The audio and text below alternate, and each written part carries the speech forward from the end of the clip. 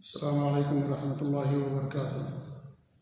الحمدللہ رب العالمین واشہد ان لا الہ الا اللہ وحدہ لا شریک لہ واشہد ان محمدا عبدہ ورسولہ صلوات اللہ وسلامہ علیہ وعلی آلہ وعلی اصحابہ ومن اہتدی بہدیہ واستنى بسنتہ الی یوم الدین وبعد۔ معزز بھائیوں، بزرگوں اور دوستوں، نبی اکرم صلی اللہ علیہ وسلم کی سیرت آپ کے سامنے اس مسجد کے اندر بیان کی جاتی ہے۔ ہماری گفتگو ہجرت کے 7ویں سال تک پہنچی تھی۔ صلح حدیبیہ کے بعد آپ نے جو بادشاہوں اور حاکموں کو خط لکھا تھا وہاں تک ہماری گفتگو پہنچی تھی۔ آج ایک چھوٹا سا غزوہ جو خیبر سے پہلے پیش آیا، جسے غزوہ ذی قرد کہا جاتا ہے یا غزوہ غابہ کہا جاتا ہے، اس کے تعلق سے آج ہماری گفتگو ہوگی۔ یہ چونکہ بہت بھاری بھرکم غزوہ نہیں تھا، مختصر چھوٹا سا غزوہ اور جنگ تھی، تو اس کے تعلق سے انشاءاللہ ہماری گفتگو ہوگی۔ لیکن اس پر گفتگو کرنے سے پہلے میں مناسب سمجھتا ہوں، بلکہ ضروری سمجھتا ہوں کہ چونکہ یہ شعبان کا مہینہ ہے اور آج شعبان کی 9 تاریخ ہے، ہمارے ملکوں میں شعبان کی 15 تاریخ کو شب برات کے نام سے یاد کرتے ہیں اور اس رات جاگنے کا اہتمام کرتے ہیں، نوافل پڑھے جاتے ہیں، قرآن کی تلاوت کی جاتی ہے، اجتماعی جماعت کے ساتھ نماز کا اہتمام ہوتا ہے، اجتماعی طور پر قبرستان کی زیارت کی جاتی ہے، عورت، بچے، مرد، بوڑھے، جوان سب قبرستان کو رخ کرتے ہیں، قبروں پر جا کر کے پھول چڑھایا جاتا ہے، مسجدیں سجائی جاتی ہیں، بہت ہی زیادہ اس رات کا اہتمام کیا جاتا ہے۔ سوال یہ ہے کہ کیا ایسا کرنا صحیح ہے، درست ہے یا درست نہیں ہے؟ اس کا جواب یہ ہے میرے بھائیوں کہ یہ بالکل درست نہیں ہے۔ علماء نے اسے بدعت قرار دیا ہے۔ یہاں کے سابق مفتی تھے شیخ علامہ ابن باز رحمۃ اللہ علیہ، ان سے سوال کیا گیا تو انہوں نے کہا کہ منکر بدعت ہے یہ، اور اس کے بدعت ہونے پر علماء کا اتفاق ہے، یعنی یہ ناجائز ہے یہ عمل کرنا۔ شعبان کی 15ویں تاریخ کو رات بھر جاگنا اور صبح میں روزہ رکھنا یہ بالکل جائز نہیں ہے۔ اللہ کے رسول صلی اللہ علیہ وسلم کا جو معمول تھا شعبان کے مہینے میں وہ یہ تھا کہ آپ اس مہینے میں کثرت سے روزہ رکھتے تھے۔ صحیح بخاری اور صحیح مسلم کی حدیث ہے، حضرت عائشہ رضی اللہ تعالیٰ عنہ بیان فرماتی ہیں کہ آپ صلی اللہ علیہ وسلم رمضان کے مہینے کو چھوڑ کر کے کسی مہینے میں پورا روزہ نہیں رکھتے تھے۔ پورا مہینہ رمضان پورا مہینہ روزہ رکھتے تھے، کیونکہ رمضان کا روزہ فرض ہے، باقی مہینوں کے اندر روزہ فرض نہیں ہے، مسنون ہے۔ پھر وہ کہتی ہیں کہ سب سے زیادہ آپ شعبان کے مہینے میں روزہ رکھتے تھے کثرت سے، یعنی پورا مہینہ نہیں رکھتے تھے لیکن اس مہینے میں زیادہ تر روزہ رکھتے تھے۔ تو آپ کا یہ معمول تھا شعبان کے مہینے میں روزہ رکھنا۔ ایسے ہی آپ کی جو ازواج مطہرات ہیں وہ شعبان کے مہینے میں روزوں کی قضا کرتی تھیں۔ شعبان تک شریعت نے مہلت دی ہے۔ جیسے جو مسافر ہو یا عورتوں کا مسئلہ ہوتا ہے، اس کا نفاس کا اور دودھ پلانے کا، تو ایسی عورتوں کے لیے، مسافرین کے لیے، یا جو بیمار تھے ان کی بیماری دور ہو گئی، ایسے لوگوں کے لیے شعبان تک شریعت نے مہلت دی ہے۔ لہذا شعبان کا مہینہ ختم ہونے سے پہلے، رمضان آنے سے پہلے ایسے لوگوں کو چاہیے کہ اپنے رمضان کے جو روزوں کی قضا تھی، باقی تھی، ان روزوں کی قضا کر لیں۔ تو آپ صلی اللہ علیہ وسلم کا معمول یہ تھا کہ اس مہینے میں آپ کثرت سے روزہ رکھتے تھے۔ لیکن شعبان کی 15 تاریخ جو آتی ہے اس رات آپ نے کسی خاص عبادت کا کوئی اہتمام نہیں کیا۔ ہمارے یہاں سورہ دخان کی ایک آیت ہے جس میں اللہ فرماتا ہے کہ انا انزلناہ فی لیلۃ مبارکہ انا کنا منذرین، کہ ہم نے اس قرآن کو بابرکت رات میں نازل کیا، ہم ہی لوگوں کو ڈرانے والے۔ کچھ لوگ یہ سمجھتے ہیں کہ اس سے مراد یہی ہے شعبان کی 15 تاریخ، کچھ لوگ یہ سمجھتے ہیں۔ حالانکہ میرے بھائیوں صاف واضح ہے کہ اللہ رب العالمین نے قرآن کو رمضان کے مہینے میں نازل کیا۔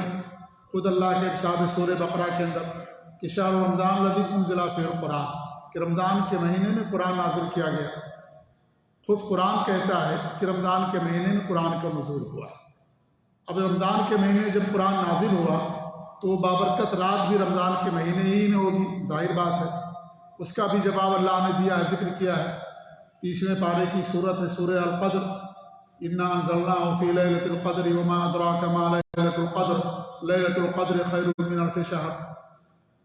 اللہ نے فرمایا کہ ہم نے قرآن کو شب قدر میں نازل کیا، اور آپ کو کیا معلوم کہ شب قدر کتنی عظمت والی رات ہے۔ شب قدر کا جاگنا 1000 مہینے کی عبادت سے بہتر ہے، یعنی ایک رات آپ جاگیں گے آپ کو 84 سال عبادت کرنے کا اجر اور ثواب ملے گا۔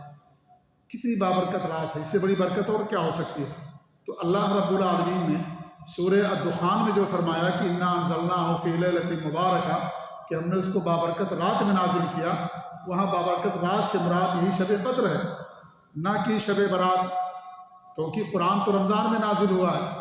نہ صرف قرآن بلکہ جتنی بھی آسمانی کتابیں نازل ہوئی ہیں، جیسا کہ حدیث کے اندر آتا ہے، واصلہ بن اصغر رضی اللہ عنہ اس حدیث کے راوی ہیں، وہ فرماتے ہیں کہ اللہ کے رسول صلی اللہ علیہ وسلم فرمایا تورات، زبور، انجیل اور ابراہیم علیہ السلام کے صحیفے اور قرآن سب کے سب رمضان کے مہینے میں نازل ہوئے ہیں۔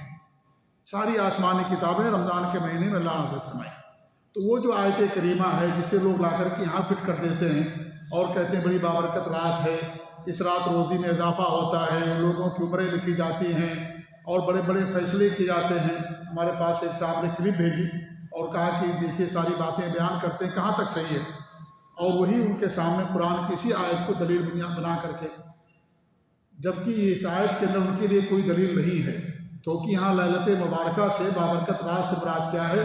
شب قدر ہے، کیونکہ قرآن کو اللہ رب العالمین نے شب قدر میں نازل فرمایا۔ ہمارے یہاں بڑا اہتمام کرتے ہیں لوگ، رات بھر جاگیں گے، نماز پڑھیں گے جماعت کے ساتھ باقاعدہ، فرض نمازوں سے غائب رہیں گے لوگ، لیکن یہ نماز ضرور پڑھیں گے۔ اتنا اہتمام کیا جاتا ہے ہمارے ملکوں میں کہ یعنی آپ حیران رہ جائیں گے دیکھ کر کے۔ عصر کے بعد یا ظہر کے بعد سے لوگ نکلنا شروع ہو جاتے ہیں، روڈ جام ہو جاتا ہے، خاص طور سے وہ علاقے جو مسلم علاقے ہیں، مسلمان جہاں بستے ہیں۔ آپ دیکھیے، جا کر کے ہندوستان کی بات کرتا ہوں اور ان تمام ملکوں میں جہاں بدعات اور خرافات پر لوگ عمل کرتے ہیں، کہ اتنا زیادہ رش اور بھیڑ ہو جاتی ہے کہ آپ جو ہے گھر سے نکل نہیں پائیں گے۔ وہیں شب قدر آتی ہے، چلی جاتی ہے، لوگوں کو پتہ تک نہیں چلتا ہے، لوگ جاگتے نہیں شب قدر کو، لوگوں کو معلوم بھی نہیں ہے۔ لیکن اس رات کا اتنا اہتمام، اتنا انتظام کہ سڑکیں جام ہو جاتی ہیں، روڈ فل ہو جاتا ہے۔ قبرستان دیکھیں ایک دم فل نظر آئے گا، ساری عورتیں، بچے، مرد سب قبرستان کے اندر رات بھر ڈیرا ڈالے ہوئے ہیں۔ اور جب صبح ہوتی تو آئے گا سوشل میڈیا پر قبروں کی تصویریں، اتنا زیادہ پھول اور گلدستے اور مالا لوگ قبروں پر چڑھا دیتے ہیں، جیسے ہندو اپنے قبروں اور کی سمادھی پر چڑھاتا ہے، جس کو سمادھی کہتے ہیں وہ لوگ، اسی طریقے سے مسلمان جا کر کے ساری چیزیں کرتے ہیں۔ تو میرے بھائیو، ساری چیزیں بدعت ہیں، یہ ساری چیزیں حرام اور ناجائز ہیں۔ لوگ کہتے ہیں کہ اللہ کے رسول صلی اللہ علیہ وسلم نے اس رات جا کر کے بقیع قبرستان کی زیارت کی تھی۔ تو میرے بھائیوں، کیا اللہ کے رسول نے صرف ایک رات قبرستان کی زیارت کی تھی؟ آپ کا تو معمول تھا قبرستان کی زیارت کرنا۔ آپ کے گھر سے بقیع قبرستان کتنا دور ہے؟ 2 منٹ کا راستہ ہے۔ آپ جایا کرتے، دن میں جاتے، کبھی رات میں جاتے، آپ مسلسل وہاں جایا کرتے تھے قبرستان کی زیارت کے لیے۔ یہ تو اتفاق کی بات کہ اس رات بھی آپ چلے گئے، اس وجہ سے نہیں کہ شعبان کی 15 تاریخ تھی، بلکہ آپ کا معمول تھا جانا۔ اور جب آپ کی وفات کا وقت آیا، اس سے پہلے بھی آپ اور کثرت سے جانے لگے۔ تو قبرستان کی زیارت کے لیے کوئی دن متعین کر دینا، کوئی رات متعین کر دینا، یہ غلط ہے۔ یہ قبرستان کی زیارت ہمیشہ کھلی ہے آپ کے لیے، جب چاہیں جب جا کر کے قبرستان کی زیارت کر سکتے ہیں۔ تو لا کر کے لوگ اس کو یہاں بھی جوڑ دیتے ہیں کہ ہمارے نبی صلی اللہ علیہ وسلم اس رات قبرستان کی زیارت کے لیے گئے تھے، چلیں گئے تھے، مان لیا کہ گئے تھے، لیکن کیا اس وجہ سے کہ قبر وہ شعبان کی 15 تاریخ ہے؟ آپ تو اور راتوں میں جایا کرتے تھے، دن میں جایا کرتے تھے، ہمیشہ جایا کرتے تھے قبرستان کی زیارت کرنے کے لیے۔ تو اس وجہ سے نہیں کہ شعبان کی 15 تاریخ۔ اور شب برات کا لفظ یہ بھی کہیں بھی حدیث کے اندر آتا ہے، جو بھی آتا ہے لیلۃ النصف من شعبان کا لفظ آتا ہے۔ ایک حدیث اس کے تعلق سے آتی ہے، وہ حدیث یہ ہے کہ اللہ کے رسول صلی اللہ علیہ وسلم کا فرمان ہے کہ اللہ رب العالمین شعبان کی 15 تاریخ کو مشرک اور طینہ پرور کے سوا لوگوں کے گناہوں کو معاف کر دیتا ہے۔ یہ حدیث صحیح ہے یا صحیح نہیں، اس کے بارے میں علماء کے اختلاف ہے۔ اکثر علماء اس بات کے قائل ہیں کہ حدیث صحیح نہیں ہے، اور اس رات نماز پڑھنے کے تعلق جو حدیثیں آتی ہیں سب موضوع روایتیں ہیں، منکر اور بے بنیاد روایتیں۔ اس حدیث کے بارے میں علماء کا اختلاف ہے۔ اکثر علماء کہتے ہیں صحیح نہیں، کچھ علماء کہتے ہیں صحیح ہے۔ اس دور کے ایک عظیم مجدد گزرے ہیں علامہ البانی رحمۃ اللہ علیہ، وہ کہتے ہیں حدیث صحیح ہے یا حسن درجے کی ہے۔ چلے ہم مانتے ہیں کہ حدیث صحیح ہے۔ اللہ کیا فرماتا ہے، اللہ کے رسول کیا فرماتے ہیں کہ اللہ رب العالمین مشرک اور کینہ پرور کے سوا دیگر لوگوں کے گناہوں کو اللہ معاف کر دیتا ہے۔ چلے مان لیتے ہیں کہ اس رات کی فضیلت ثابت ہوگی شعبان کی 15 تاریخ، ٹھیک ہے، لیکن سوال یہ ہے کہ کیا فضیلت ثابت ہونے سے اس رات عبادت کرنے کا بھی ثبوت ملتا ہے؟ فضیلت الگ چیز ہے اور عبادت کے لیے الگ سے دلیل چاہیے۔ اس کی مثال یہ ہے جیسے کہ اللہ کے رسول صلی اللہ علیہ وسلم نے جمعہ کے دن کے بارے میں فرمایا کہ سب سے افضل دن جمعہ کا دن ہے، سارے دنوں کا سردار ہے۔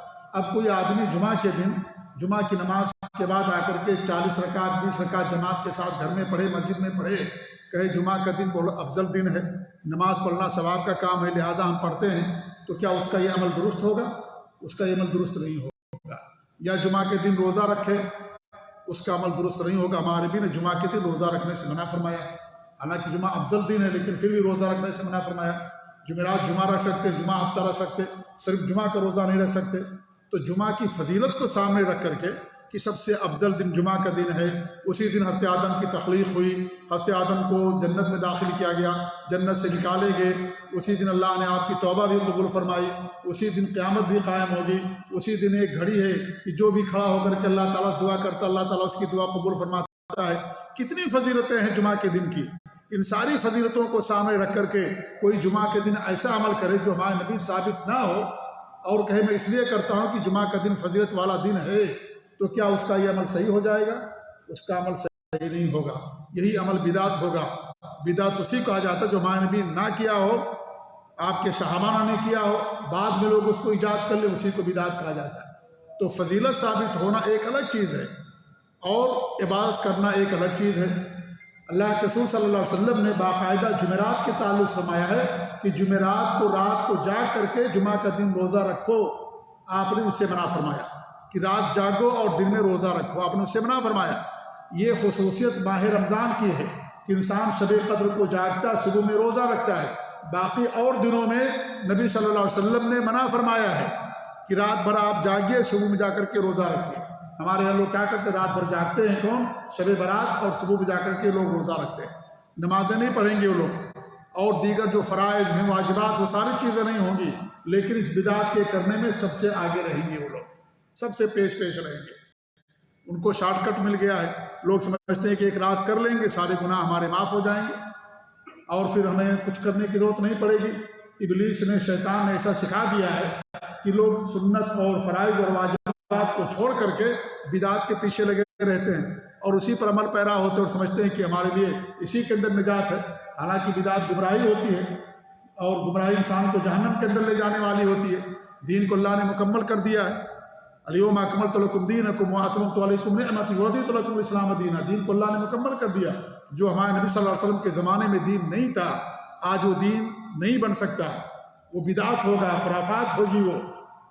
اور اللہ کے رسول کی حدیث من احدث فی امرنا ھذا ما لیس منہ فہو رد، جس نے ہماری شریعت میں دین کے اندر کوئی نئی چیز ایجاد کیا وہ مردود بدعت ہو۔ ہمارے نبی نے فضیلت بیان کی، چلے مان لیا فضیلت بیان کر دیا آپ نے، تو عمل کیوں نہیں کیا؟ آپ نے شب قدر کی فضیلت بیان کی، رمضان کی فضیلت بیان کی، تو آپ نے شب قدر جاگنے کی فضیلت بیان کی۔ من قام لیلۃ القدر ایمانا واحتسابا غفر له ما تقدم من ذنبہ، جو شب قدر کو جاگے گا، قیام کرے گا، اللہ اس کے سابقہ گناہوں کو معاف کر دے گا۔ شب قدر کی آپ نے فضیلت بیان کی، قرآن نے بیان کیا، نبی نے بیان کیا فضیلت، اور پھر اس رات عمل کرنے کی ترغیب دلائی اور کہا کہ شب قدر کو جاگے گا، عبادت کرے گا، قرآن کی تلاوت کرے گا، جاگنے کا اہتمام کرے گا، اللہ تعالیٰ اس کے سابقہ گناہوں کو معاف کر دے گا۔ خود آپ جاگے، آخری راتوں میں آپ نے اعتکاف کیا، رات بھر جاگا آپ نے، لیکن شب برات شعبان کی 15 تاریخ کبھی آپ نے نہیں جاگا۔ کیوں نہیں جاگا آپ نے؟ اگر یہ عمل کرنا جائز ہوتا تو آپ صلی اللہ علیہ وسلم ضرور جاگتے، آپ کے صحابہ کرام جاگتے۔ تو مان لیتے ہیں تھوڑی دیر کے لیے کہ اس رات کی فضیلت یہ ہے کہ اللہ رب العالمین مشرک اور کینہ پرور کے سوا دیگر لوگوں کے گناہوں کو معاف کر دیتا ہے۔ تو فضیلت ثابت ہو جانے سے میں یہ بتانا چاہ رہا ہوں، اس رات عبادت کرنا ثابت نہیں ہوتا ہے، عبادت کرنے کے لیے الگ سے دلیل چاہیے۔ اگر ہمارے نبی صلی اللہ علیہ وسلم قیام شب قدر کے تعلق سے یہ نہ بتاتے کہ جو اس رات قیام کرے گا، جاگے گا، اور خود آپ نہ جاگتے تو ہم بھی نہیں جاگتے۔ لیکن آپ نے عمل کر کے دکھایا، حدیث میں بتایا، اس لیے ہم اس رات کو جاگتے ہیں اور قیام کرتے ہیں۔ اللہ کے رسول صلی اللہ علیہ وسلم نے پوچھا شب قدر میں کون سی دعا پڑھوں؟ آپ ان کو دعا سکھائی، اللہم انک عفو تحب العفو فاعف عنی، تم اس کو پڑھو۔ شب برات شعبان کی 15 تاریخ، اس کے تعلق سے کچھ نہیں آتا حدیثوں کے اندر، تو فضیلت ثابت ہو جانے سے اس دن عمل ثابت نہیں ہوتا۔ جیسا کہ میں نے جمعہ کی مثال دی، بہت ساری مثالیں دی جا سکتی ہیں۔ فضیلت الگ ہے، عبادت الگ ہے، عبادت کے لیے دلیل چاہیے۔ یہ نبی نے نہیں فرمایا کہ جو اس رات کو عبادت کرے گا اسی کے گناہ کو اللہ معاف کرے گا۔ جو حدیث لوگ پیش کرتے ہیں کہ مشرک اور کینہ پرور کے سوا دیگر لوگوں کو اللہ معاف کر دیتا، تو کیا ہمارے نبی نے یہ فرمایا جو اس رات قبرستان کی زیارت کرے گا اس کے گناہ معاف ہوں گے، جو اس رات قیام کرے گا اس کے گناہ معاف ہوں گے، جو نماز پڑھے گا، نوافل پڑھے گا، جماعت کرے گا اس کے گناہ معاف ہوں گے، جو حلوہ کھائے گا، کھلائے گا، قبرستان پہ جا کر کے پھول چڑھائے گا اس کے گناہ معاف ہوں گے؟ نہیں، کچھ نہیں فرمایا ہمارے نبی نے۔ تو فضیلت ثابت ہونا الگ ہے اور عبادت ثابت ہونا الگ ہے۔ عبادت کے لیے الگ سے دلیل چاہیے۔ ہمارے نبی کی پوری زندگی کھلی کتاب ہے، آپ نے جو کچھ کیا امت نے اسے لوگوں کے سامنے بیان کر دیا، صحابہ نے بتا دیا سب کو، کوئی چیز نہیں چھپائی۔ شب قدر اور جو بھی ہمارے نبی نے عبادتیں کی سب بتا دیا۔ لہذا اس رات اگر ہمارے نبی بات کیے ہوتے تو ضرور حدیثوں کے اندر اس کا ذکر ملتا، لیکن کسی بھی صحیح حدیث کے اندر اس کا کوئی ذکر نہیں آتا۔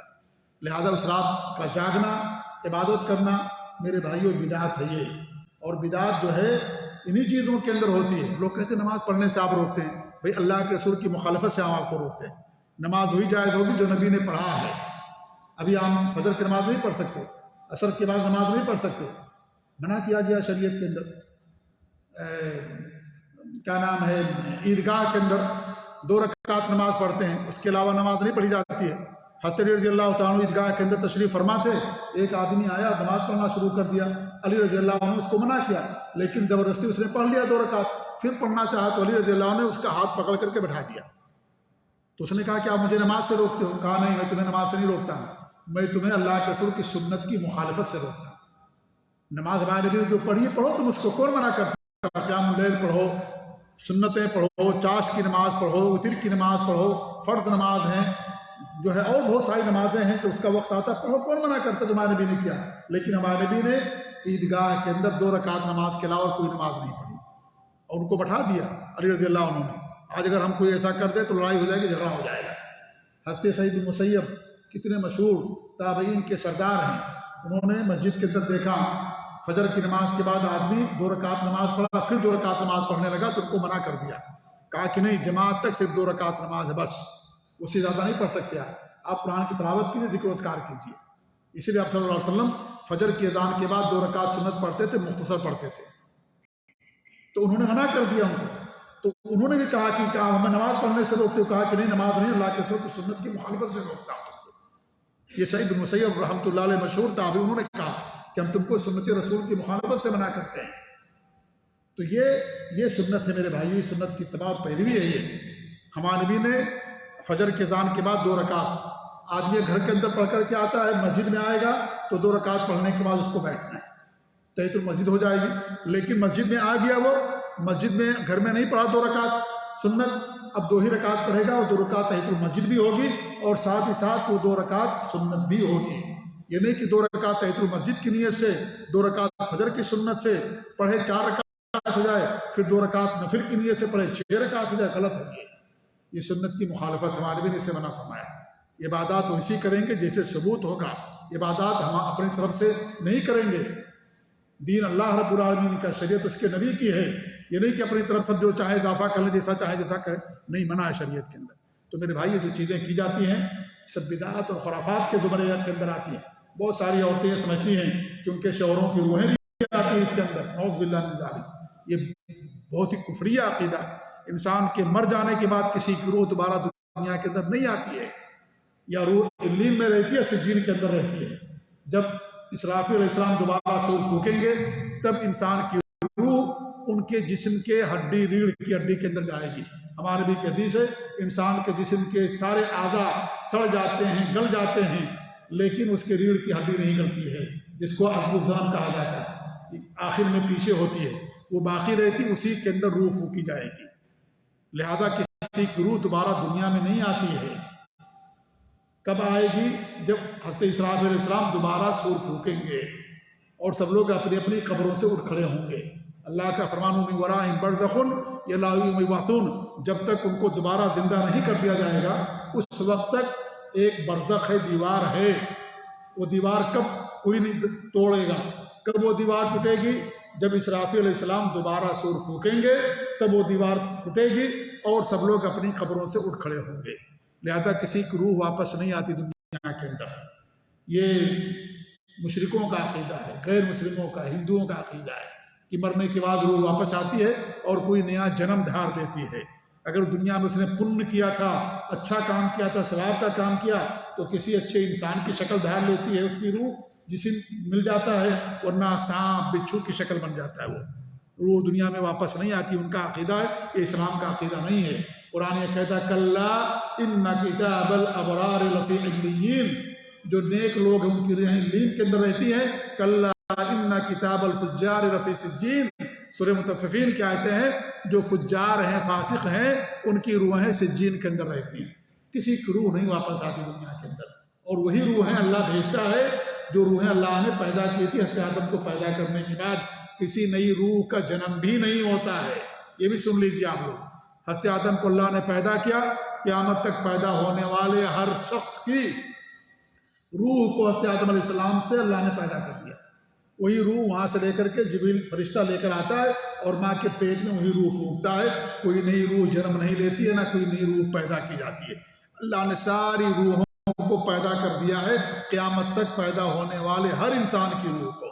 یہ حدیثیں کہتی، بخاری مسلم کی حدیث ہے، تو اس سے معلوم ہے کسی نئی روح کا جنم نہیں ہوتا، نہ دنیا کے اندر کسی کی روح آتی ہے، نہ اور کچھ ہوتا ہے، ایسا کچھ نہیں ہوتا ہے۔ تو یہ جو عقیدہ رکھا جاتا ہے میرے بھائیو، سراسر غلط عقیدہ ہے۔ قرآن و سنت اور جو توحید ہے، ہماری پہچان اور ہماری بنیاد دین کی، اس کے خلاف یہ عقیدہ ہے کہ انسان کی روح دوبارہ دنیا کے اندر آتی ہے، لہٰذا ہمیں اس سے بچنا چاہیے۔ حلوہ وغیرہ جو کھاتے وہ بھی غلط ہے، یہ بھی جو ہے سنت کا نام دے کر کے لوگ باقاعدہ حلوہ کھاتے ہیں اور کہتے ہیں کہ ہمارے نبی کے دانت توڑے گئے تھے، اس لیے جو لوگ حلوہ کھاتے ہیں۔ میرے بھائی، ہمارے نبی کے دانت شوال کے مہینے میں ٹوٹے تھے۔ احد کا ذکر جب میں نے کیا تو بتایا تھا، ماہ رمضان کے بعد جو مہینہ تھا شوال، اس مہینے کے اندر یہ چیز ہوئی تھی، آپ کے دندان مبارک توڑے گئے تھے، شعبان کے مہینے میں نہیں۔ لوگ شعبان کے مہینے میں کھاتے ہیں حلوہ، بھئی آپ حلوہ کھائیے، کچھ بھی کھائیے، لیکن سنت کا نام نہ دیجیے اسے کہ ہمارے نبی کی سنت ہے، اس پر عمل کر رہے ہیں، کہ ہمارے نبی نے کھایا تو ہم بھی کھاتے ہیں۔ تو میرے بھائی، یہ ساری چیزیں بدعات اور خرافات کے زمرے کے اندر آتی ہیں، ہمارے لیے سنتیں کافی ہیں۔ اگر آپ روزہ نہیں رکھ سکتے شعبان کے مہینے میں تو کم سے کم بدعات تو نہ کریں۔ جو سنت ہے نہیں کریں گے گناہ نہیں ہوگا، لیکن جو بدعات کریں گے گناہ ہوگا، گناہ ہوگا۔ بدعات گمراہی ہوتی ہے، گمراہی انسان کو جہنم کے اندر لے جانے والی ہوتی ہے۔ انسان، ہمارے ملک کے لوگ اور بہت سارے مسلمان سنت اور فرض کے بارے میں آپ دیکھیں گے بڑی سستی، لیکن بدعات کے بارے میں بہت چاق و چوبند اور چست رہتے ہیں۔ کوئی بدعات نہیں چھوڑیں گے اور ضرور اس کو بنائیں گے، لیکن نمازیں اور جو فرض چیزیں ہیں اس کو نہیں کریں گے۔ شیطان نے ایسا الٹا سبق سکھا دیا ہے، ایسا الٹا درس دے دیا ہے کہ لوگ اسی کے اندر خوش ہیں اور اسی کو اپنے ذریعے نجات سمجھتے ہیں۔ تو میرے بھائیوں سے توبہ کریں، اپنے گھر والوں کو بتائیں۔ ابھی آج 9 تاریخ ہے، 15 تاریخ کو ہوتی، میں نے پہلے اس لیے بتا دیا تاکہ ہم لوگ اپنے گھر والوں کو بتائیں، جہاں ہوتا ہے، جس کے خاندان میں، جس کے علاقے میں بھائی بہن لوگ کرتے ہیں، ان کو بتائیں، ذمہ داری ہے، اور یہی اصل ان کا بڑا حق ہے ہمارے اوپر۔ یہ نہیں کہ آپ ان کو تحفے تحائف لے جاؤ، یہاں ساری چیزیں اللہ دے رہا لے جائیے، لیکن اس سے بڑا حق ان کا یہ ہے کہ ان کو دین کی تعلیم دی جائے، توحید سکھائی جائے، سنت سکھائی جائے، یہ ان کو درس دیا جائے۔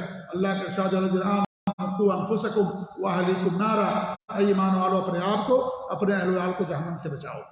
یہ ذمہ داری ہماری ادا نہیں ہو جائے گی۔ ہم نے ہر مہینہ یہاں سے پیسہ بھیج دیا، ہماری بیوی کیا کرتی ہے، بچے کیا کرتے ہیں، شب برات مناتے، حلوہ بناتے، قبروں پہ جاتے، ہم کچھ نہیں پوچھتے، نہیں، ذمہ داری ادا نہیں ہو جائے گی۔ ذمہ داری یہ ہے کہ آپ ان کو بتائیے کہ ساری چیزیں بدعات ہیں، خرافات ہیں، یہ سب سے بڑی ذمہ داری ہے، یہ ان کا سب سے بڑا حق ہے کہ ان کو جہنم سے بچانے کا۔ ہر انسان ذمہ دار ہے، ہر انسان سے اس کی رعایا کے بارے میں سوال کیا جائے گا۔ صرف پیسہ بھیج دینا کافی نہیں ہے، حق نہیں ادا ہوا۔ حق کب ادا ہوگا؟ جب آپ دین کا حق ادا کریں گے، جب آپ ان کو جہنم سے بچائیں گے، جنت کے راستے پر لگائیں گے۔ جنت کا راستہ توحید کا راستہ، سنت کا راستہ ہے۔ شرک اور بدعات کا راستہ جہنم کا راستہ ہے، جہنم پر جا کر کے وہ ختم ہو جاتا ہے۔ اس لیے بدعات و خرافات سے لوگوں کو منع کیجیے اور توحید اور سنت پر لگائیے۔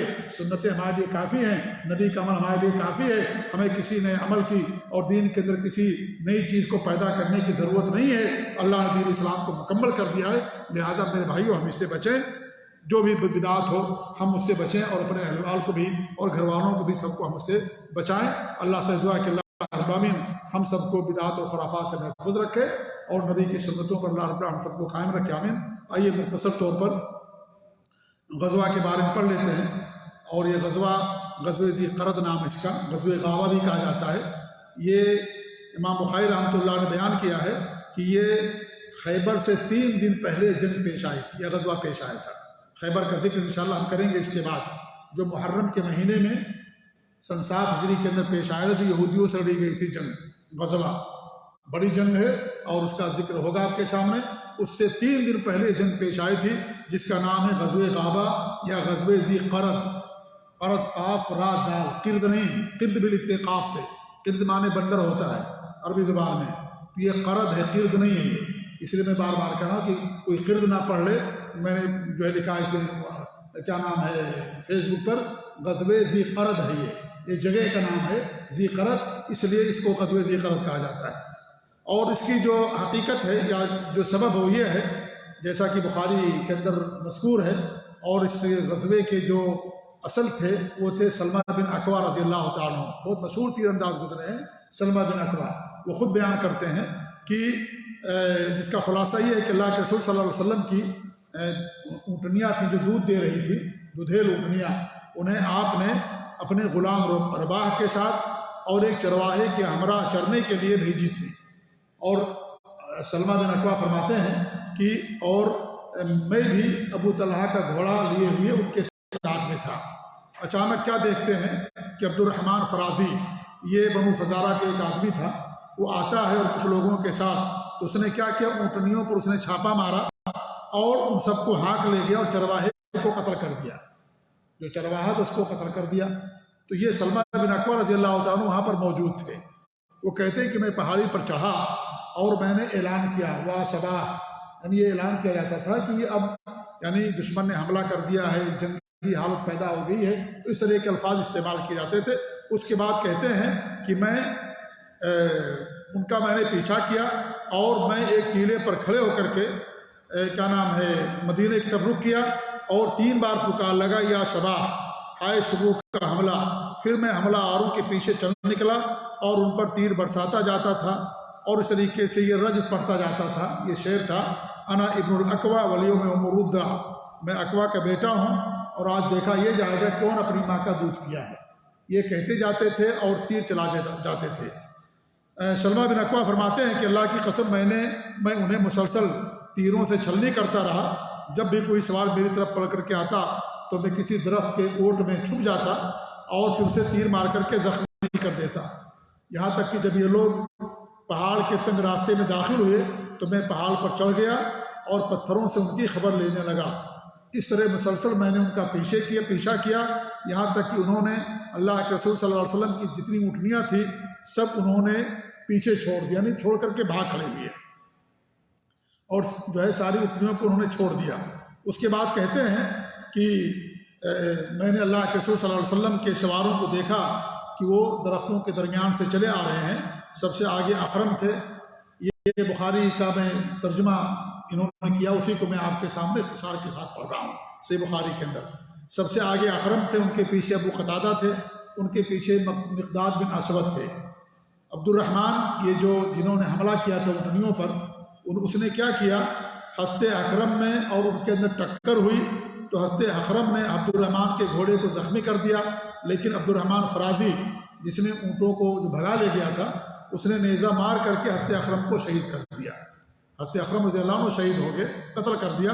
اور اس طریقے سے عبد الرحمن فرازی، ہم نے سمجھے کہ مسلمان تھا، اس زمانے میں عربی نام ہے سب، عبداللہ، عبد الرحمن، یہ سب نام رکھے جاتے تھے، اس لیے کہتے ہیں کوئی اسلام سے نام سے مسلمان نہیں ہوتا ہے، کب مسلمان ہوگا جب اسلام والا کام کرے گا۔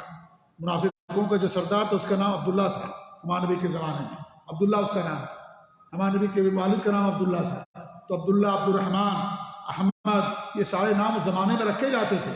تو عبد الرحمن فرازی، بنو فرازہ سے تعلق تھا، اسی نے حملہ کیا اور اونٹنیوں کو بھگا لے گیا تھا، اس کے ساتھ اور بھی لوگ تھے، تو اس نے اخرم ایک صحابی کا نام رضی اللہ عنہ، اس کو اس نے قتل کر دیا، یہ عبد الرحمن فرازی نے۔ پھر کیا ہوا؟ وہ کہتے ہیں کہ جو ہے اس کے بعد کیا نام ہے، ابو قتادہ رضی اللہ تعالیٰ عنہ عبد الرحمن کے سر پر جا پہنچے اور اسے نیزہ مار کر کے قتل کر دیا۔ کس نے قتل کر دیا؟ ابو قتادہ رضی اللہ تعالیٰ عنہ نے عبد الرحمن فرازی کو قتل کر دیا۔ اس کے بعد اور جو حملہ آور تھے پیٹ پھیر کر کے بھاگ کھڑے ہوئے، ہم نے ان کو کھدیڑنا شروع کیا اور اس طریقے سے لوگ بھاگ کھڑے ہوئے۔ پھر کہتے ہیں کہ اس غزوے پر اللہ کے رسول صلی اللہ علیہ وسلم نے تبصرہ کرتے ہوئے فرمایا، آج ہمارے سب سے بہتر شہ سوار ابو قتادہ ہیں اور سب سے بہتر پیادہ پیدل چلنے والے سلمہ ہیں، اور آپ نے مجھے 2 حصے دیے، ایک پیادے کا حصہ دیا اور ایک شہ سوار کا حصہ دیا۔ کون کہتا ہے یہ سلمہ بن اکوا کہتے ہیں کہ اللہ کے رسول صلی اللہ علیہ وسلم نے مجھے 2 حصہ دیا، کیونکہ وہ لوگ سامان چھوڑ کر کے بھاگ گئے، اٹھنیاں بھی چھوڑ دی، اپنی جان بچا کر کے لوگ بھاگ کھڑے ہوئے، سامان چھوڑ دیا، تو وہ سامان جو ملا اس میں مجھے 2 حصہ ملا، ایک تو پیدل چلنے کا اور ایک شہ سواری کا 2 حصہ مجھے دیا، اور انہوں نے اللہ کے رسول نے مجھے شرف بخشا کہ ان کی جو اونٹنی تھی اس اونٹنی پر انہوں نے مجھے پیچھے سوار کر لیا۔ تو یہ چھوٹی سی جنگ تھی جو میں نے آپ کے سامنے ذکر کیا۔ اس غزوے کے دوران اللہ کے رسول صلی اللہ علیہ وسلم نے مدینے کے انتظام ابن ام مکتوم کے حوالے کیا اور اس غزوے کا پرچم حضرت مقداد بن عمر رضی اللہ عنہ کو عطا فرمایا۔ تو یہ چھوٹی سی جنگ تھی جس میں آپ صلی اللہ علیہ وسلم کی اونٹنیوں کو ایک قبیلے کے لوگ بھگا لے کر گئے، تو سلمہ بن اکوا رضی اللہ عنہ کا پیچھا کیا اور تیر سے ان کو چھلنی کیا اور اس طریقے ساری اونٹنیوں کو ان سے واپس لے لیا، اور پھر جو انہوں نے اعلان کر دیا تھا کہ بھئی اچانک حملہ ہو گیا ہے، تو ہمارے نبی صلی اللہ علیہ وسلم نے کئی صحابہ کو بھیجا، خود بھی آپ گئے، اور اس طریقے سے پھر جا کر کے راستے میں ان کی مڑبھیڑ ہوئی اور اس طریقے سے ایک صحابی کا قتل ہوا، شہید ہوئے، اور وہ لوگ میدان چھوڑ کر کے بھاگ گئی۔ یہ مختصر سی جنگ تھی جو آپ کے سامنے بیان کی گئی۔ اس کے بعد انشاءاللہ ہم غزوہ خیبر آپ کے سامنے بیان کریں گے اگر زندگی باقی رہی۔ اللہ تعالیٰ دعا کہ اللہ رب العالمین ہمیں اپنے نبی صلی اللہ علیہ وسلم کی سیرت کو جاننے کی توفیق دے اور آپ کے اخلاق کو اپنانے کی اور آپ کے سنتوں پر عمل کرنے کی توفیق دے، اور شرک و بدعات و خرافات سے اللہ رب العالمین ہم سب کو محفوظ رکھے، آمین۔ وصلی اللہ علیہ محمد وعلی آلہ وصحبہ، جزاکم اللہ خیر، والسلام علیکم ورحمۃ اللہ وبرکاتہ۔